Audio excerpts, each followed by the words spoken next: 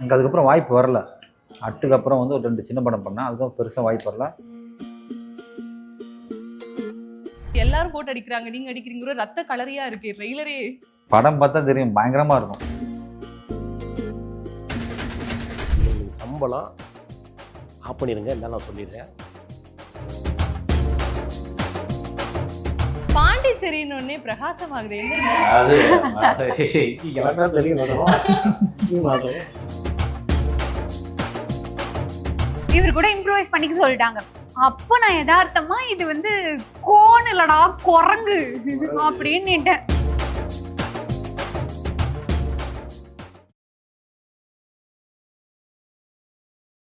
டேகோ நேயர்களுக்கு வணக்கம். இன்னைக்கு என் கூட குற்றம் தவிர திரைப்படத்தினுடைய படக்குழுவினர் என் கூட இணைந்திருக்காங்க. படம் தொடர்பாக நிறைய விஷயங்கள் அவங்க கிட்ட பேசலாம். அதுக்கு முன்னாடி நம்மளுடைய இந்த ஒரு டிஸ்கஷனுக்கு அவங்க வெல்கம் பண்ணிடலாம். வணக்கம். அட்டு திரைப்படத்திற்கு அப்புறமா நல்ல ஒரு பெர்ஃபார்மா இருக்கு, நல்ல ஆக்ஷன்ல பின்றாரு, கலக்குறாரு. அந்த ஒரு எப்படி சொல்றது, யாரோ ஒருத்தரை கூப்பிட்டு வந்து பொருந்தாத ஒரு கேரக்டர்ல வச்ச மாதிரியே இல்லை, இயல்பா நடிக்கிறாரு, நல்லா இருக்காரு அப்படிங்கிற மாதிரியான விஷயங்கள் எங்களுக்குள்ள கனெக்ட் பண்ணிக்க முடிஞ்சிச்சு. அதுக்கப்புறம் இந்த குற்றம் தவிர திரைப்படத்துல உங்களை பார்க்கும்பொழுது ட்ரெய்லர்ல வாவ் அப்படிங்கிற மாதிரி இருந்துச்சு. இந்த திரைப்படம் எப்படி அமைஞ்சது, இந்த படத்தை பத்தின அந்த அனைத்து விஷயங்களையுமே எங்க கூட பகிர்ந்துக்கோங்க. ஆக்சுவலாக வந்து எனக்கு அதுக்கப்புறம் வாய்ப்பு வரல. அட்டுக்கு அப்புறம் வந்து ஒரு 2 சின்ன படம் பண்ணேன். அதுக்கப்புறம் பெருசாக வாய்ப்பு வரல. ஒரு கட்டத்துக்கு அப்புறம் தான் வந்து அட்டு எல்லாத்துக்கும் ரீச் ஆச்சு, இந்த கொரோனா டைம். அதுக்கப்புறம் வந்து நம்ம டேரக்டர் முத்தியானை கூப்பிட்டு விரும்பன் கூப்பிட்டு கொடுத்தாங்க. சரி, நம்ம மனநிலை எப்படி ஆயிடுச்சுன்னா, சரி ஓகே வில்லனா சினிமாவில் இருந்தால் போதும், என்ன கேரக்டரான பண்ணலான்னு சொல்லிட்டு அந்த மைண்ட் செட் வந்துட்டேன். வந்து விரும்பன், காதர் பாஷா, ரைடர், படைத்தலைவன், ஃபீனிக்ஸு, அதுக்கு மதுராசி பண்ணியிருக்கேன். நம்ம குற்றம் தவிர வந்து வாய்ப்பு கிடைச்சிது ஹீரோவா. இதுக்கப்புறம் 2 படம் ஹீரோ பண்ணியிருக்கேன். இதுக்கப்புறம் 2 படங்கள் ஆமாம், ஹீரோ பண்ணியிருக்கேன். வாரணாசின்னு ஒரு படம் பண்ணியிருக்கேன், பீட்டுன்னு ஒரு படம் பண்ணியிருக்கேன். குற்றம் தவிர ஃபஸ்ட்டு டேரக்டர் கதை சொல்லும்போது எனக்கு ஃபஸ்ட்டு கண்டென்ட்டே வந்து ஸ்ட்ராங்கான கண்டென்ட்டாக இருந்துச்சு. இன்றைக்கி எவ்வளோ வந்து ஸ்கீம் கவர்மெண்ட்டில் கொண்டு வராங்க, அந்த ஸ்கீமில் எவ்வளோ ஸ்கேம் நடக்குது, இதனால் மக்கள் எவ்வளோ பாதிக்கப்படுறாங்கன்னு சொல்லிட்டு ஒரு நல்ல ஒரு மெசேஜ் சொல்லும்போது அதை நான் ஓகேன்னு சொல்லிட்டேன். ரெண்டாவது வந்து 4 ஃபைட் இருக்குன்னு சொன்னாங்க. எனக்கு பொதுவாகவே ஆக்ஷன் ரொம்ப பிடிக்கும் எனக்கு. ஆமாம் சார், என்ன சார் எல்லாரும் போட்டு அடிக்கிறாங்க, நீங்கள் அடிக்கிறீங்க, ரத்த கலரியாக இருக்கு ட்ரெய்லரே. படம் பார்த்தா தெரியும், பயங்கரமாக இருக்கும். அது இது வந்து ஆக்ஷன் மட்டும் இல்லை, சென்டிமெண்ட் இருக்குது, லவ் இருக்குது, எமோஷனல் இருக்குது, எல்லாமே. இந்த படத்தில் பார்த்தீங்கன்னா ஒரு 6-7 வில்லன் இருக்காங்க. அப்படிங்களா? ஆமாம், அந்த படத்தில் அதில் ஒரு வில்லன், அப்புறம் ஹீரோ மாதிரி ரோப்பில் கிளைமேக்ஸில் ரொம்ப ஒரு சப்போர்ட்டிங். நம்மளுக்கு கோ ஆர்டிஸ்ட் சரவணன் சித்தப்பு சார், சாய்தீன் அண்ணன், காமராஜ் அண்ணன், விஜய் டிவி ஜார்ஜ் அண்ணன், ஆனந்த் பாபு சார். ஆனந்த் பாபு சார்லாம் சூப்பராக பண்ணியிருக்காரு. அப்போ வினோதினி மேம் என் அக்கா கேரக்டர், எல்லாரும் சூப்பராக பண்ணி, நீங்கள் நல்லா பண்ணியிருக்கீங்க. மீச ராஜேந்திரன் சார், எல்லாருமே எனக்கு ரொம்ப சப்போர்ட்டிங்காக இருந்தாங்க. அப்புறம் ஹீரோயின் மேம் பற்றி சொல்லி ஆகணும். எனக்கு வந்து இந்த படத்துக்கு ஹீரோயின் கிடைக்காம ரொம்ப நாள் ட்ராவல் பண்ணியிருக்கேன். ஏன்னா ஃபோட்டோ ஷூட்டே பெங்களூரில் வந்து ஹீரோயின் இல்லாமல் தான் நாங்கள் ஃபோட்டோ ஷூட் பண்ணோம். பல போராட்டத்துக்கு அப்புறம் ஸ்ட்ரீட்டாக ஜெர்மனிலேருந்து இறக்கிட்டாங்க. ஆமாம், என் ஃப்ரெண்டோட படம் பார்த்தேன். அதில் வந்து மதிமாறன் சொல்லி சொன்னாங்க, மதிமாறன் நடிச்சிருக்கான்னு சொன்னோம். அப்போ மதிமாறன் பார்த்தேன், ஓகே நல்லா இருக்காங்க, இவங்களை பேசலாம்னு சொல்லும்போது சரி, எல்லாருமே அதிகமாக சம்பளம் கேட்டாங்க. ஒரு சிலவங்க வந்து இல்லை ஹீரோ யாருன்னு கேட்டாங்க. அதுக்கப்புறம் இல்லை எனக்கு டேட்டு கொஞ்சம் பிஸியாக இருக்குன்னு சொன்னாங்க. அதுக்கப்புறம் இவங்கள பேசி கம்மி சம்பளத்துக்கு நடிக்க ஒத்துக்கிட்டாங்க. அந்த சம்பளம் நான் சொல்கிறேன். நீங்கள் எவ்வளோ நினைக்கிறீங்க, நீங்கள் எவ்வளோ இருக்கு சார் தெரியல சார். இல்லை நான் சொல்கிறேன், நான் சொல்கிறேன், இவங்களுக்கு இல்லை இவங்களுக்கு சம்பளம் ஆஃப் பண்ணிடுங்க, என்ன நான் சொல்லிடுறேன். கண்டிப்பா இவர் சொன்ன வாய் முகூர்த்தம் பலிக்கணும், நான் வாங்கணும். அப்போ அதில் பாதி மீதி வந்துடுவேன். ஓகே, வந்துச்சுன்னா சென்ட்ராயன் உங்களுக்கு பாதி கொடுத்துடலாம். வரும், அவங்க சும்மா கொடுத்துருவாங்க. ஆமாம், அது மாதிரி நல்ல பொண்ணுங்க. ஆனால் இந்த பொண்ணு வந்து பார்க்குறது வெள்ளக்காரப்பில் மாதிரி இருக்குது. ஆனால் அவங்க தான் ஆடியன்ஸ் தெளிவாக சொல்லிட்டாங்களே, நான் பக்கா தமிழ் பொண்ணுங்க, தமிழ் பொண்ணுன்றது. இல்லை ஆக்சுவலாக நான் படம் பார்க்கும்போது கேரளாவோ தெலுங்கா இருக்குமோ நான் யோசிச்சிருக்கேன், ஸ்ட்ரைக் ஆகல தமிழ்னு ஸ்ட்ரைக் ஆகல.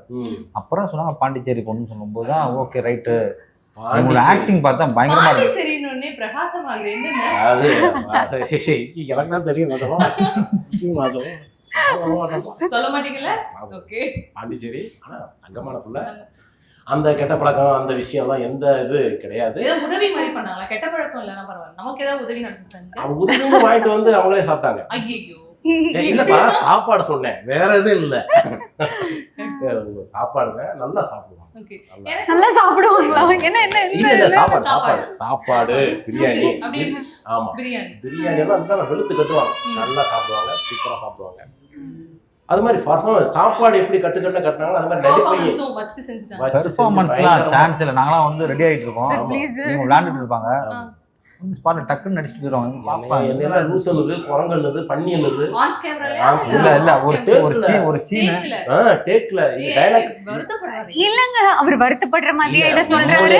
அதாவது டைரக்டர் வந்து டைலாக் எழுதியே தரல. ஓகே இப்படிதான் பேசணும்ல, அது டைலாக் இப்படிதான் பேசணும். சென்ட்ராயின் அது ஒரு ஃபன் சீன். இருங்க நான் சொல்றேன். ஃபன்னா தான் பேசலாம், அம்மா, ஃபன்னா பேசலாம். ஒரு நிமிஷம். சென்ட்ராயின் கூட இப்ப பண்ண போறீங்க. சென்ட்ராயின் வந்து அவரு ஆன் ஸ்பாட்ல எடுத்து போட்டுப்பாரு, டைலாக்ஸ் இம்ப்ரூவைஸ் பண்ணிப்பாரு, நீங்களும் பண்ணிக்கோங்கன்றாரு. நான் வந்து இவர் கூட இம்ப்ரூவைஸ் பண்ணிக்க சொல்லிட்டாங்க. அப்ப நான் யதார்த்தமா இது வந்து கோன் இல்லடா குரங்கு அப்படின்னு குரங்கு வந்து அதாவது ரிகர்சல் பண்ணும்போது கலைஞர் தானங்க எல்லாரும் அதை ஏத்துக்கணும். அது ஏத்துக்கலாம். ஐயோ நான் வந்து இல்ல நான் வந்து இவர தப்பா அந்த மாதிரி இல்ல. இவர் வந்து எனக்கு வந்து ரொம்ப பாசம் மிகுந்த ஒரு அண்ணன்.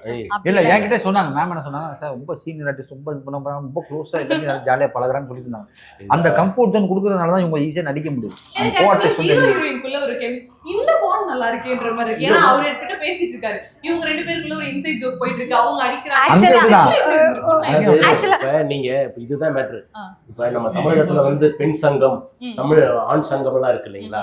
இப்ப இவங்க வந்து என்ன பண்ணி குரங்கு நாயி இப்படிலாம் சொல்லலாம். அப்ப எந்த சங்கம் வராது. ஏன் இப்படி பேசுறீங்க, ஏன் பேசக்கூடாதுன்னு வர மாட்டாங்க.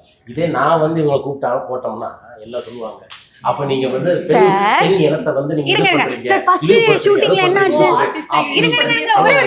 அதனாலதான் நான் கம்ப்ளைண்ட். சார் தலைவா ஃபர்ஸ்ட் டே ஷூட்டிங்ல நம்ம வந்து ஃபோன் கால் பேசணுமா? அன்னைக்கு என்னாச்சு ரெண்டு பாட்டு வர சொன்னீங்க. பாடல் கேட்டதுனாலங்க இவரு கேட்டாராங்க, யாருன்னே தெரியாது, ஸ்ட்ரேஞ்சர். அப்ப நானு ஃபோன் பண்ணி பாண்டிச்சேரி தானே அப்படின்னு சொல்லிட்டு அப்பதான் ஒரு நல்ல ராப்போ எங்களுக்கு கிட்டத்தட்ட எப்படின்னா டாம் அண்ட் ஜெரி மாதிரி இருப்போம் நாங்க. ஆனா ஆஃப் தி ஸ்கிரீன் லைக் நாங்க படத்துல ஒன்னா சேர்ந்து நடிக்கிற வாய்ப்பு ஒண்ணு இருந்துச்சு, அது எடிட்ல போயிடுச்சு. ஆனா வந்து கிட்டத்தட்ட டாம் அண்ட் ஜெரியே தான். ஏமா போல முட்டை போட்டு உடைக்க டொப்பு டொப்பு உடைச்சிட்டு இருக்கேன் எல்லா வார்த்தையும். ஐயோ அதெல்லாம் வேணாம், அதெல்லாம் ஹீரோ பத்தி பேசுமா?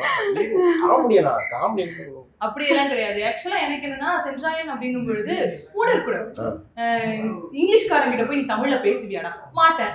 அப்ப இங்கிலீஷ் தெரியாத பச்சை தமிழன் கிட்ட எப்படா நீ எனக்கு என்னடா காமெடி பண்றாரா, கருத்து சொல்றாரா, இந்த மாதிரியான பல விஷயங்கள் இருக்கும். ஏபிசிடி ஒப்பந்த அடி பாட்டு இப்படி வந்து பாத்துருக்கோம்ல. சென்ட்ராயனை வந்து எங்களுக்கு வந்து ஒரு காமெடியனா தெரியும், ஒரு பயங்கரமான ஒரு வில்லனா தெரியும். இந்த படத்துல எப்படி எதிர்பார்க்கலாம்? இரண்டுத்தையுமே ஒரு கலவையா கலந்த ஒரு கலவைதான். லவ் இருக்கு, அதெல்லாம் வந்து சென்ட்ராயனுக்கு லவ் இருக்கு. அந்த படத்துல லவ் காதலாங்க, ஒன் சைடு அது லவ் இருக்கு. அது யார லவ் பண்றாரு நீங்களே கேளுங்க, நீங்க சொல்லாதீங்க. ஹீரோயின் ஆமா ஒன்றும் அப்பெல்லாம் அப்படி பண்ணாங்க, அவ்வளோ லவ் இம்ப்ரெஸ் பண்ணி அப்படியெல்லாம் பண்ணி வந்ததெல்லாம் பண்ண ஒண்ணு கூட வெள்ளப்படா குரங்கு இருந்துச்சு, அந்த மாதிரி பண்ணிச்சு. ஒரு டைலாக் கூட லென்த் டைலாக் ஒன்றுலாம் போட்டிருப்பேன். எங்க அத்தை எங்க அம்மா மட்டும், எங்க அம்மா மாரியம்மா முனியம்மா மட்டும் உசுரோட இருந்தேன்னா ஒன்னு நான் கல்யாணம் பண்ணி இந்நேரம் நான் ட்வின்ஸ் பெற்றிருப்பேன். ஆமா ட்வின்ஸ் பெற்று அதெல்லாம் ஓன் டைலாக் தான். அதெல்லாம் போட்டேன் நான். அது போட்டது அதுக்குள்ள டேய் படா குரங்கு அவ்வளவு கஷ்டப்பட்டு ஆத்மாத்மமா ஒரு காதலை வெளிப்படுத்தி இருக்காரு. ஒரே வார்த்தையில போடா குரங்கு பிடிச்சிட்டீங்க நீங்க. அது மாதிரி இவரோட அக்கா பொண்ணு நானு. சோ மாமா அப்படின்ற முறை, இப்ப மாமா பொண்ணுங்க கூட விளையாடுவோம்ல, அந்த மாதிரி இவரு என்கிட்ட விளையாடுவாரு, நான் திரும்பி மாமான்ற முறையில இவரை வந்து ரோஸ்ட் பண்றது என் வேலையா இருக்கும். விளையாடி எங்க அதாங்க நீ தாங்க எங்க விடுறீங்க, நீங்க தாங்க பண்ணி ஆக்சுவலா நீங்க தான் விளையாடி இருக்கீங்க அவங்க ரெண்டு பேர் வாழ்க்கையில. ஆமா தான் நான் எப்படி யோசிக்கிறேன். இன்னும் இந்த ஒரு விஷயத்த நான் பாராட்டியானுங்க. ரெண்டு பேரும் பக்கத்துல வச்சு நான் சொல்றேன். ஷூட்டிங்ல மட்டும் லவ் பண்ற மாதிரி அப்படி நடிப்பான். ஆனா பேக்கப் ஆச்சுன்னா இவங்க யாரோ கண்டுக்கவே மாட்டாங்க. அவர் வந்ததுல இருந்து நான் நோட் பண்ணிட்டு இருக்கேன். ரொம்ப இன்ட்ரோவர்ட்டா இருக்காரு. இல்ல எப்படி வச்சு காதல் காட்சி சீரியஸா சொல்றேன். ஷூட்டிங் ஸ்பாட்ல அந்த தொழில்லாம் அந்த கரெக்டா வந்து அந்த காதல் காட்சி அந்த சீன்லாம் முடிச்சதுக்கு அப்புறம் முடிஞ்சலாம் ஒன்னா ஒரு கேரளா கூட உட்காந்து. ஆனா முடிச்சதுக்கு அப்புறம் போன நாட் ரீச்சபிள், போன் பேச மாட்டாங்க, பண்ண மாட்டாங்க, எங்கேயும் போக மாட்டாங்க, ஒன்னா போக மாட்டாங்க, ஒன்னா செய்ய மாட்டாங்க. இவர் வந்து வஞ்ச புகழ்ச்சி அணி பண்றாரு. இதுக்கு பின்னாடி இருக்க உண்மை என்னன்னா, நாங்க ஒரு ஃபேமிலி மாதிரி, லைக் இவங்களா இருக்கட்டும், நானா சேர்க்கவே இல்லையாங்க. அவங்களதான் சேர்த்துட்டீங்க. நீங்க வரல. அக்கா பையன் சொல்லிட்டு பாஸ்கர் சார்னு சொல்லிட்டு எங்களோட டிஓபி அவங்களா இருக்கட்டும், சாய் தீனா சாரா இருக்கட்டும், அதுக்கப்புறம் ஜார்ஜ் சாரா இருக்கட்டும், நாங்கெல்லாம் எப்படி ஆயிடுவோம்னா கட் அப்படின்னு சொல்லிட்டாங்கன்னா, நம்ம ஸ்கூல்ல எல்லாம் விளையாடி இருப்போம்ல ஹைட் அண்ட் சீக், அந்த மாதிரியும் விளையாடுவோம். ஒருத்தர் நான் வந்து ரெடியா வச்சிருப்பேன், எப்போ வந்து கட் சொல்ல போறாங்க அப்படின்னு. பேக் அப் அப்படின்னு சொன்ன உடனே ரெடியா அதுக்கு ஐ மீன் தண்ணி யாருனாலே அது ஊத்திட வேண்டியது. அவங்க துரத்திட்டு வந்து அது வந்து சின்ன பசங்க விளையாடுற எங்க ப்ரொடியூசர்ஸ் எல்லாம் அப்படியே பார்த்துட்டு பண்றீங்க நீங்க இல்ல அப்படியான நம்ம பாண்டுரங்கன் சார் வந்து அப்படி பாப்பாரு. பச்சை குழந்தையில கூட்டம் வந்து நடிக்க சுத்திட்டே அந்த ரேஞ்சில் அப்படி பார்த்துட்டு இருப்பாரு. இல்ல உங்களை வச்சு இப்படி பார்க்கும்பொழுது அவர் வந்து இன்னசென்ட்டா அமைதியா இருக்காரு. இந்த காம்போ பார்க்கும்போது டைரக்டர் சார் என்ன பண்ணிருப்பாரு செட்ல. இல்ல எங்களுக்கு வந்து பேக்கப் சொல்லிட்டாலே நாங்க வந்து தனியா விளையாடுற மாதிரி ஆயிடும். சீரியஸா இருக்கும். ரொம்ப சீரியஸ் டைம்ல வந்து யாரும் அவங்க ஒர்க்க நம்ம கரெக்டா பார்க்கணும். சூப்பர். இந்த விஷயத்துல பாரபட்சமே கிடையாது. ஒர்க்னா ஒர்க்குன்னா ஒர்க்கு. அந்த இதுல வந்து எங்க ப்ரொடியூசர்ல விட கரெக்டா சார் ஏம் சார் அவர் நல்ல தமிழ்ல ஆரம்பிப்பாரு, கன்னடத்துல முடிப்பாரு, தெலுங்குல போயிட்டே இருப்பாரு, ஹிந்தியில பேசுவாரு, இங்கிலீஷ்ல பேசுவாரு, எல்லாமே அவருக்கு தெரியும். எங்க ப்ரொடியூசரை பொறுத்த வரைக்கும் அப்புறம் பேசுறேன். நம்ம ப்ரொடியூசரை பொறுத்த வரைக்கும் எப்படின்னா பேன் இண்டியா ப்ரொடியூசர், எல்லா மொழியும் பேசுவாரு, நல்ல மனுஷன், எங்களை நல்லா பார்த்துக்கிட்டாரு. அதாவது வந்து ஒரு காட்சியெல்லாம் வந்துக்கிட்டு இது இவருக்கு இந்த சீக்வன்ஸுக்கு இவ்வளோதான் பட்ஜெட்டு. இப்போ உதாரணத்துக்கு 1 லட்ச ரூபா தான் பட்ஜெட்டுன்னா அப்போ வந்து சார் இதெல்லாம் பண்ணணும்னா கொஞ்சம் பிரம்மாண்டமாக இருக்கும் சார், நல்லா இருக்கும் சார், காட்சி நல்லா இருக்கும் சார், எக்ஸ்ட்ரா வந்து ஒரு 5 லட்ச ரூபா செலவாகும் சார்னா அப்படியா காட்சி நல்லா வருமா, சரி பண்ணிடுங்க சார். கிளைமேக்ஸ் போயிட்டு 5 நாள். ஆமா கிளைமேக்ஸ் போயிட்டு 5 நாள். கிளைமேக்ஸ் ஃபைட் வந்து எனக்கு தெரியும். ஆமா பெரிய பெரிய படத்துக்குலாம் பார்த்தீங்கன்னா 3 நாள் 4 நாள் முடிச்சிருவாங்க. ஆனால் இந்த படம் வந்து கிளைமேக்ஸ் ஃபைட் மட்டும் 5-6 நாள் எடுத்தாங்க. 5-6 நாள் சீனோட ஃபுல் ஃபைட்டர்ஸ், அவ்வளோ ரோப்பு, காரு, லைட்டு, வீட்டு, பெரிய பிரமாண்டம் பண்ணார். அந்த பட்ஜெட் மட்டுமே எப்படி எனக்கு தெரியும் 20 லட்ச ரூபா மேலே தான் போயிருக்கு. இப்போ இந்த ட்ரெய்லர் பார்க்கும்போது வந்து நிறைய விதமான சண்டை காட்சிகள் இருந்துச்சு. விதவிதமா ஒவ்வொரு இடத்துல நின்று இந்த மாதிரியான சண்டை காட்சிகளில் ஈடுபடும் பொழுது அடிபட்டதெல்லாம் உண்டா? நீங்க வேற போலீஸா வேற பண்ணிருக்கீங்க, நீங்க ஏதாவது? எனக்கு அடிபட்டது இல்ல, நான் வேணா அடிச்சது இருக்கு. நான் வந்து அடிச்சிருப்பேன். இவரு இந்த இருக்காரு நம்ம ஹீரோ சார் இருக்காரு இல்லைங்களா, அவர் எப்படின்னு பாவம் ஒரு விஷயத்தை பொறுத்த வரைக்கும் இப்போ எனக்கு ஒரு நேக்கு தெரியுமான்னு தெரியாது. ஆனா ஆண்டவன் எனக்கு தெரியல. இங்க அடிக்கிற மாதிரி வந்து அப்படி குத்து நானே போய் குந்துருவேன். நான் அடிக்காம விழுந்துருவேன். இவர் போய் உண்மையில அடிக்கிற மாதிரி அடி கீழே விழுந்து ரத்த காயத்தோட வருவாரு. மேக்ஸிமம் சேஃப் ஆயிரும். ப்ராப்பரா பாண்டியன் மாஸ்டர் கிளாஸ் கத்துக்கிட்டேன். இருந்தாலும் அது தெரியாம அடிப்படும். நம்மளுக்கு எப்போ தெரியும்னா அடுத்த நாள் காலைல தான் வழியை காட்டு போக மாட்டாங்க. அடுத்த நாள் காலைல தான் தெரியும் எங்க அடிபட்டுன்னு. அப்பதான் தெரியும் அடுத்த நாள் காலைல. ஓகே, இந்த மாதிரி இவ்வளவு விஷயங்கள் நடந்துருக்கு இல்லையா? ஓகே, உங்ககிட்ட வரனே இப்போ வந்து என்னன்னா நம்ம தமிழ் சினிமா எடுத்துட்டோம் அப்படின்னா சமூகத்துல இருக்கக்கூடிய பல பிரச்சனைகளை பல்வேறு இயக்குநர்கள் வந்து ரொம்ப அழகா பிரதிபலிக்கிறாங்க. அந்த படத்துலயுமே வந்து குறைகள் இருக்கு அப்படின்னு சொல்லி நிறைய பேர் விமர்சிக்கிறாங்க. அதுல முக்கியமா வைக்கக்கூடிய பிரச்சனை என்ன அப்படின்னா தமிழ் படத்தை எடுக்கிறீங்க, நம்ம தமிழ்நாட்டில் இருக்கக்கூடிய பல பிரச்சனைகளை முன்வைக்கிறீங்க. ஆனா ஹீரோயின் கதாபாத்திரமா இருக்கட்டும், முக்கியமா ஹீரோயின் தான், ஹீரோவை கூட தாண்டி ஹீரோயின் கதாபாத்திரம் தான் வந்து வெவ்வேறு மொழிகள்ல இருக்கக்கூடிய ஆர்டிஸ்டையே கூட்டிட்டு வந்து வைக்கிறீங்கன்ற ஒரு விஷயம் இருக்கும்பொழுது நீங்க ஆடியோ லான்ச்ல பேசின விஷயம் நிச்சயமாவே ஆமா எல்லாரையுமே வந்து நமக்குள்ள ஒரு உண்மையை வச்சுட்டு வெளியே ஒரு பொய் பேசல, அந்த பொய் எல்லாத்தையுமே மறைச்சிட்டு உண்மையா ஆமா இதுதான் யதார்த்தம், இந்த பொண்ணு உண்மையை சொல்லிடுச்சு அப்படிங்கிற ஒரு விஷயம் இருக்கும். ஏன் அந்த இடத்துல அந்த விஷயத்தை பதிவு பண்ணணும்னு நினைச்சீங்க ஃபர்ஸ்ட்? ஆக்சுவலா என்னன்னா நான் இது பதிவு பண்ணதுனால எனக்கு வந்து நெகட்டிவ்ஸ் வந்து இருக்கு. ஆனா அதை நான் பெருசா பார்க்கல. லைக் இன்ஸ்டாகிராம் அக்கௌண்ட்ல போயிட்டு கீழே இந்த பொண்ணு தமிழ் பொண்ணுன்னு சொல்றா, இவன் என்ன பண்ணிட்டு வந்திருப்பாளோ. லைக் ரீசெண்டா பாத்தீங்கன்னா ஓகே பூம் ஆகணுன்றதுக்காக சில ஆடிஷன்ஸ் அப்படின்னு சொல்லிட்டு சில இதெல்லாம் நம்ம பார்த்துருப்போம். நான் அவங்கள தப்பு சொல்லலைங்க, அது அவங்களோட அறியாமை, நான் தப்பு சொல்லலை யாரையும். இது மாதிரி அவங்க ஒரு சிலர் பண்றதுனால நம்மளையுமே அப்படிதான் பாக்குறாங்க. என்னன்னா அப்படியே அந்த கமெண்ட்ல அப்படியே மென்ஷன் பண்றாங்க இவ என்னென்னலாம் பண்ணிட்டு அந்த மாதிரி இருக்கு. உண்மையா உழைச்சு இங்க கஷ்டப்பட்டு ஒரு 5 years ஆகுதுங்கன்னா இந்த இடத்துக்கு வர்றதுக்கு ஒரு சும்மா கிடையாது, அவ்வளோ கஷ்டங்கள். நீங்க யோசிச்சு பாருங்களேன், ஒரு ஹீரோயின் ஒரு பெண்ணா இருந்து இங்க ஒர்க் பண்றது எவ்வளோ கஷ்டம். அவ்வளோ ஒரு ஆன் ஜென்ரேஷன்ஸ் முன்னாடி லைக் ஒரு 100 பேர் இருப்பாங்களா செட்ல, அவங்க முன்னாடி நீ வந்து ஒரு பெண்ணா அங்க மினிமம் பார்த்தா ஒரு 3 பெண் இருப்பாங்களா, ஒரு ப்ரொடக்ஷன் அக்கா இருக்கட்டும், இல்லை நானா இருக்கட்டும், இல்லை என் அசிஸ்டண்டா இருக்கட்டும், ஒரு 3 பேர் மேக்ஸிமம், இல்லைன்னா ஒரு அசிஸ்டன்ட் ஃபீமேல் அசிஸ்டன்ட் மிஞ்சி எவ்வளோ பேர் இருங்க. அந்த ஷூட்டிங்ல அவ்வளோ தூரம் கஷ்டப்பட்டு யார் யார்கிட்ட என்ன அவமானம் வாங்கியிருப்போம், எவ்வளோ கஷ்டப்பட்டிருப்போம். அதெல்லாம் தாண்டி தன்னைத்தானே செதுக்கிக்கிட்டு இங்கே வர்றதுக்கே ரொம்ப சிரமங்க. அப்படி இருக்கும்போது திடீர்னு ஓகே தெலுங்கு, திடீர்னு மலையாளம் அப்படின்னு சொல்லிட்டு நீங்கள் கூட்டு வரீங்க. நான் தப்பு சொல்லலை, அது உங்களோட டேஸ்ட் அப்படி. ஓகே நான் தப்பு சொல்லலை, மேபி உங்கள் கதைக்கு அப்படி தேவைப்பட்டிருக்கலாம். ஆனால் உண்மையாக திறமையோடு இருக்க பெண்களும் இருக்கோம், எங்களையும் பாருங்க அப்படின்றது தான் என்னோட கருத்து. நான் என்ன சொல்றேன், அதுக்கு நீங்க பழி வாங்கணும். எப்படி பழி வாங்கணும்னா நீங்களும் போய் தெலுங்கு படத்துல போய் நடிங்க, கன்னட படத்துல போய் நடிங்க, ஹிந்தி படத்துல போய் நடிங்க, மலையாளம் படத்துல என்னங்க சொல்றது?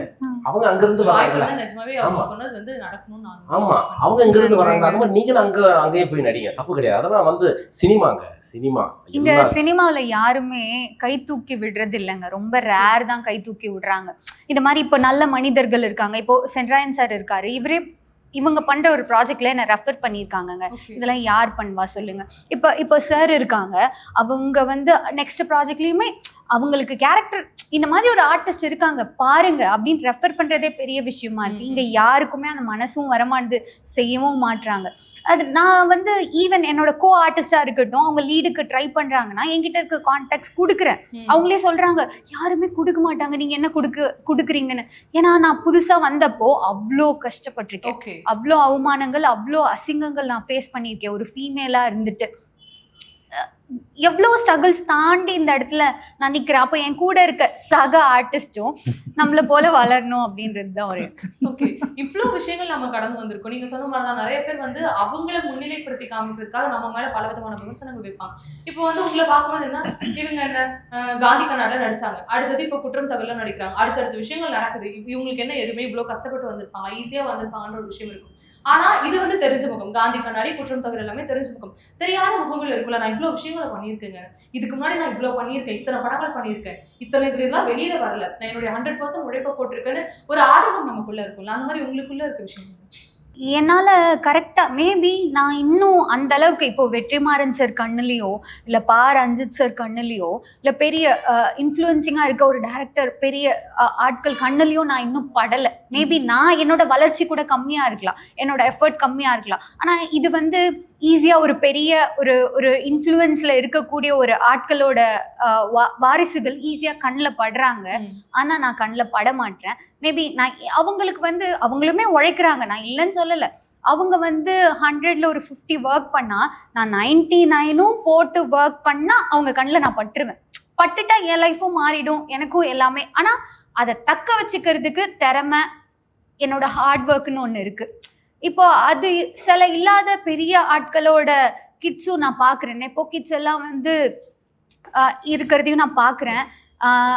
ஐஸ்வர்யா ராஜேஷ் மேம்லாம் பாருங்களேன், எந்த பேக்ரவுண்டும் இல்லை, ஆனால் இன்னைக்கு வந்து சொல்லக்கூடிய இடத்துல நிற்கிறாங்க. நயன்தாரா மேமா இருக்கட்டும், அவங்க என்னதான் எல்லாரும் அவங்கள பற்றி கான்ட்ரவர்சி சொன்னாலுமே அவங்க ஒரு பெண்ணா எங்கேருந்தோ கேரளாலேருந்து வந்தாங்க, நான் தப்பு சொல்லலை. ஆனாலும் இந்த தமிழ் இண்டஸ்ட்ரியில ஒரு ராஜ்யம் பண்றாங்கல்ல, அதுக்கே ஒரு போல்ட்னஸ், ஹார்ட் ஒர்க் இதெல்லாம் வேணும். எங்களை கை தூக்கி விடுறதுக்கு ஆள் இல்லை. அட்லீஸ்ட் பார்த்து கன்சிடர் பண்ணுங்க, இவங்க நடிக்கிறாங்க, உண்மையா திறமை இருந்தா வாய்ப்பு கொடுங்க, அவ்வளவுதான். ஓகே. இவ்வளோ பிரச்சனைகள் இருக்கு அப்படிங்கிறப்போ இப்போ ரீசெண்டாக வெளிவந்த பாலாவுடைய படத்துக்குமே அது ஒரு விஷயம் இருந்துச்சு. என்னன்னா பேரலாக வேற ஒரு பெரிய படம் ரிலீஸ் ஆகும்போது எங்க படத்தை தேட்டர்ல கூட போட விட மாட்டேங்கிறாங்கன்ற ஒரு விஷயம் இருந்துச்சு. அதே மாதிரி நம்ம பெரிய முகத்தை வச்சு ஹீரோவாகவும் பெரிய முகங்களை வச்சு ஹீரோயினாவும் பண்ணும் பட்சத்தில் மட்டும்தான் தேட்டர்ஸுமே வந்து அவங்களுக்கான அந்த அலாட்மெண்ட்டை வந்து கொடுக்குறாங்க. இந்த மாதிரியான ஆக்சுவலாக இந்த படத்தை எடுத்துக்கிட்டோம்னா நிறைய முக்கியமான ஆக்டர்ஸ் எல்லாமே வந்து பார்ட்டிசிபேட் பண்ணியிருக்காங்க. இப்போ இந்த படத்துக்கு வந்து அந்த மாதிரியான பிரச்சனைகள் இது வரைக்கும் எதுவும் இல்லைங்க. தேட்டர் சைட்ல இருந்து எல்லாருமே வந்து அலோ பண்ணிட்டு தானே இருக்காங்க. எனக்கு தெரிஞ்சு இல்லை. என்னன்னு கேட்டிங்கன்னா, இப்போ வந்து நம்ம ப்ரொடியூசர் வந்து யாராருக்கு என்னென்ன பண்ணணுமோ, இப்போ வந்து என்ன 2 விஷயம் தாங்க எங்கள் டைரக்டர் அடிக்கடி சொல்லுவார். கத்திரிக்காய் சந்தைக்கு வந்தால் தான் விலை போகும், புரியுதுங்களா? அது மாதிரி இப்போ எங்கள் படம் வந்து ரொம்ப அற்புதமாக வந்திருக்கு, அழகாக வந்திருக்கு. இப்போ வந்ததுனால வந்து நிறைய டிஸ்ட்ரிபியூட்டர்ஸ், தேட்டர்ஸ் எல்லாம் வந்து நல்லா வந்துருக்கு சார், கேள்விப்பட்டேன் சார், நாங்கள் வாங்கிக்கிறோம் சார், நான் இந்த ஏரியா வாங்கிக்கிறேன் சார், இந்த தேட்டர் நான் எடுத்துக்கிறேன் சார்னு சொல்லிட்டு அவங்களே முன்னே வந்து வாங்கி கொடுக்குறாங்க, ப்ரொடியூசரும் கொடுத்துருக்காரு. உண்மையிலே அந்த விஷயத்தில் வந்து தேட்டர்லாம் இன்க்ரீஸ் ஆகிட்டு இருக்கு. இப்போ நான் 4 கழிச்சு படம் ரிலீஸு, உண்மையிலே வந்து படம் நல்லா இருக்கிறவங்க தான் வந்திருக்காங்க. அது நாங்கள் டைரக்டருக்கும் ப்ரொடியூசருக்கும் என்ன ஒரு 4 நாள் லேட் ஆகும், மக்கள்கிட்ட ரீச் லேட் ஆகும். கண்டிப்பா நல்ல படத்துக்கு மக்களும் மீடியாவும் கண்டிப்பா ஆதரவு கொடுத்து தான் இருக்கு. நிச்சயமா. எனக்கு வந்து அட்டு படத்துல வந்து சும்மா இங்க தானே பார்த்துட்டு தானே இருக்கிறேன், தெரியுது இல்ல, பேசினா பேச மாட்டோமான்னு இருக்குல்ல, அது அப்படியே லைவா அவங்க கிட்ட பேசிடலாமா? இல்ல, நீங்க அப்படி சொல்லிட்டு ஒரு கத்தியை கொடுங்க, மேபி கத்தி கொடுத்தா சுத்தி காட்டுவாங்க. ப்ரொடக்ஷன் சைடுல சொல்லி ஏதாவது ஒரு கத்தியை ரெடி பண்ணீங்கன்னா அண்ணா அப்படி ஏதாவது ஒன்று ரெடி பண்ண முடியுமா? நான் வேணா ரெடி பண்ணட்டுமா? என்னது கத்திட்டேன். பட ப்ரொமோஷன்ல இருக்கிறோம். ஏய், என்ன வரும்போது பாக்குற, போகும்போது பாக்குற? ஏய், ஓ ஏரியால நீ எப்படி கெத்தோ அதே மாதிரி நானும் கெத்துதான். பாண்டிச்சேரியில இந்த ஒரு ப்ரொமோஷன் வீடியோ அப்படிங்கறத தாண்டி நீங்களும் சரி, உங்களுடைய ஒட்டுமொத்த க்ரூவுமே சரி, உங்களுடைய ஒட்டுமொத்த உழைப்புமே இந்த படத்துக்காக போட்டிருக்கீங்க. அது எல்லாமே ட்ரெய்லர்லயே வந்து ரொம்ப அழகா தெரிஞ்சிருக்கு. ஏன்னா அந்த ஃபைட் காட்சிகள் மொத்தமே இருக்கும்போது இவ்வளோ நிறைய விஷயங்கள் வந்து நிறைய இருக்கு. அது மட்டும் இல்லாம நீங்களுமே பல விஷயங்களை கடந்து வந்திருக்கீங்க. எனக்கு பின்னாடி இருக்கிற விஷயங்கள்லாம் அப்படி இருக்கட்டும், நான் இதுதான் என்னுடைய ஐடென்டிட்டி, நான் என்னுடைய திறமையால மட்டும் முன்னாடி வரேன் அப்படின்னு சொல்லி நிறைய விஷயங்கள் பண்ணியிருக்கீங்க. அண்ட் சென்றாய் என்னன்னா உங்களை வந்து நிஜமாவே நீங்க சொன்னது நம்புறேன். டக்குன்னு உங்களை பெரிய ஸ்கிரீன்ல மீண்டும் ஒரு வெற்றியோட நான் பார்க்கணும். நம்ம வந்து வாய்ப்பு இருந்தால் வந்து ஒரு சக்சஸ் மீட்ல வந்து ரொம்ப பிரம்மாண்டமா சந்திக்கணும் அப்படின்னு சொல்லி மனசார வாழ்த்திட்டு இங்க இருந்து விடைபெறுவேன். வாய்ப்பு இருந்தால் மீண்டும் சந்திப்போம். கண்டிப்பா.